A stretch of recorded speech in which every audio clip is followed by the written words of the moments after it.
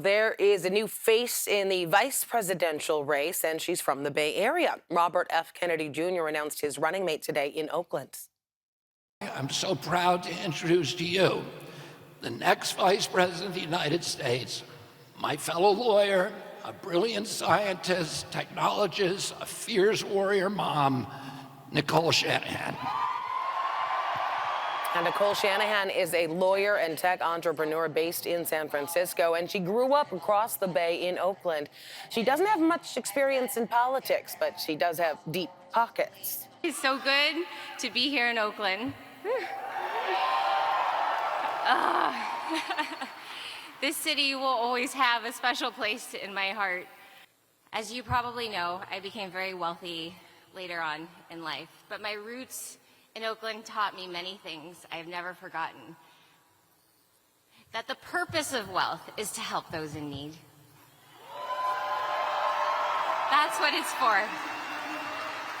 And I want to bring that back to politics too. That is the purpose of privilege.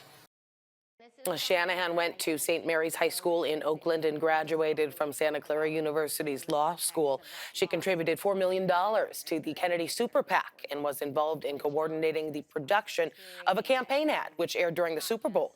Robert F. Kennedy, the nephew of the 35th President John F. Kennedy, will be running as an independent, but needed to name a running mate before getting his name on most state ballots. So how will the Kennedy-Shanahan ticket affect the overall race for the White House? Coming up, we're talking live with Sonoma State political science professor David McEwen for some insights.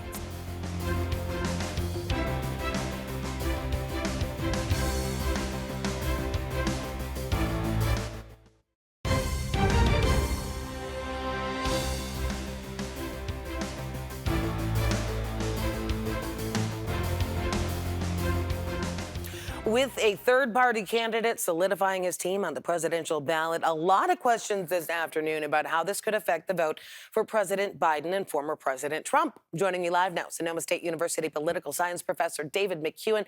Thanks for being with us today. Obviously, Robert F. Kennedy Jr. has significant name recognition. What do we really know about him, though, and his now running mate?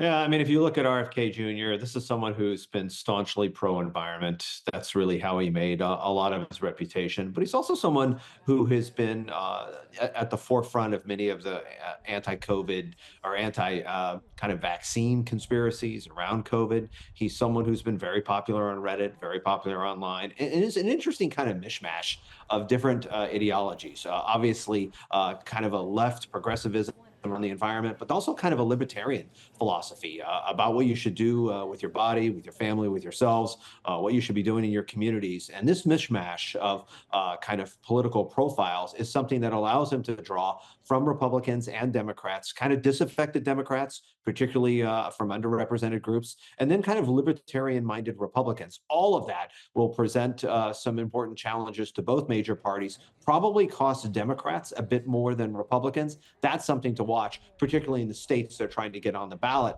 for. And his running mate today that he picked is someone who's also a huge, not only donor, but someone who knows a lot about artificial intelligence. And that's another kind of element of RFK Jr.'s political philosophy. It's kind of forward-looking and forward-leaning as well. Yeah, he also mentioned her age as one of the deciding factors, obviously trying to appeal to younger voters. But as you mentioned, we know she also has a lot of money. How much do you think that could have played into this choice?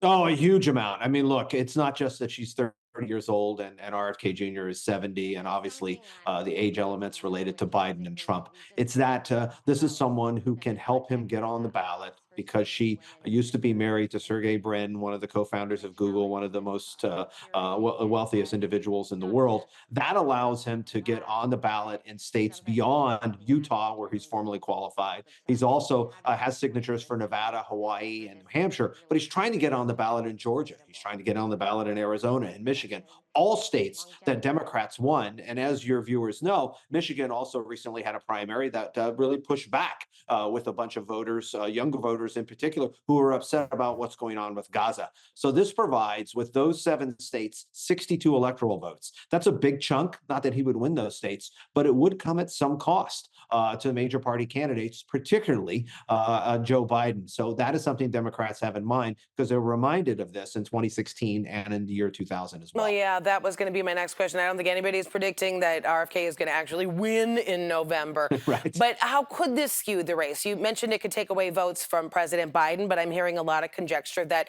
it could potentially take away votes from former President Trump. Yeah, I mean, look, right now, if you look at polling, and polling for third-party candidates is always problematic because there's some polls that show him in the teens, even in the low 20s. His support is not likely that high on election day. But if Joe Biden is somewhere where he's facing some headwinds because he's the incumbent, and Donald Trump is in and out of court every day and tops out about 46 or 47%, you know it's going to be a close race. And so a third-party candidate who can pick up a couple of percentage points here or there can really mess things up in a state like Nevada or a state like Arizona or in a state like Georgia or Michigan. You take just those states and you're talking about a difference in 2020 of less than 65,000 votes. So every vote will matter this particular November. And that's where RFK Jr. can play an important role. And he's mostly playing in Democratic states or states that Democrats slightly picked up in 2020. He will draw from Donald Trump. You're absolutely spot on about that. But he also draws at a higher level with those disaffected Democrats, particularly African-American men and younger voters in those key battleground states. That'll be really, really important in states like Georgia or Michigan, for example. All right, we don't have a lot of time left, but I have to ask you, so many people are fed up right now with the two-party system. What are the chances in our lifetime of a third-party candidate ever actually having a shot at the presidency? Not under the current rules and the way things work. I mean, some of your viewers will remember the little guy from Texas, Ross Perot, gets 20% of the vote in 1992. That third party kind of goes away. Third parties are hugely important. There's an interesting irony, though, and that is, of course, that RFK Sr. Was hugely important in 1968. Democrats held their convention in Chicago, just like in this year that they plan to do. And that's going to present, obviously, some interesting fireworks with RFK on the sidelines, RFK Jr. on the sidelines. Very interesting to watch that juxtaposition and history in the making. All right, a lot of good insight. David McEwen from Sonoma State, thanks so much.